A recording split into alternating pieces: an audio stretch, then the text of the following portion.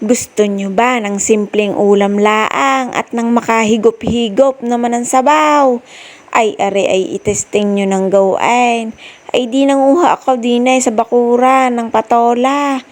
Ay siya ay itong ating ulam ngayon. At ang aking anak naman ay ipagpipirito ko na laang ng manok. Dahil alam nyo na, pagbata ay hindi naman kakain ng basta garning gulay. Pero, inuunti-unti ko siyang patikimin ng mga garning luto laang. Ay ariho, ay babawangan laang natin. Tapos, lalagyan laang natin ng kaunting tubig. At hayaan natin na ang magiging sabaw niya talaga ay yung kanyang pinakakatas nitong patola. Ay siya, ay pag-ari natikman ninyo. Ay wari ko'y sabi niyo'y kasarap. Ay sadyang manamis-namis ang patola pag garnila ang haong luto. Hindi mo na kailangan lalagyan pa ng mga mantika. Ay siya, ito ay para sa inyo. Lalong-lalo na yung mga allergy na sa mantika at gusto ay mga healthy living na. Ay di garni na ang gagawin natin. Ay kaganda nga at libre na ang patola din sa bakuran. Ay wag lang laging patola dahil ang patola nga daw ay nakakababa din ng dugo.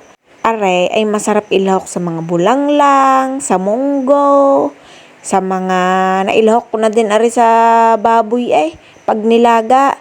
Pag basta mga gayong lutuin ay pwedeng-pwede ang patola. Yan kita nyo naman, kakauntihan tubig, lalagyan na natin ng asin at mga pampalasa. Tsaka bawang, magpitpit ka lang ng ilang piraso ng bawang diyan at taklo ba natin ay siya. Ay pag yan ay nakuluan ng ilang kululaang, ay kusa na na magtutubig iyan at sadyang manamis-namis magiging sabaw. Sarap higupin. At ayan na nga, bumubulak-bulak na. Kita nyo gayan. Kita nyo nadagdagan ang sabaw.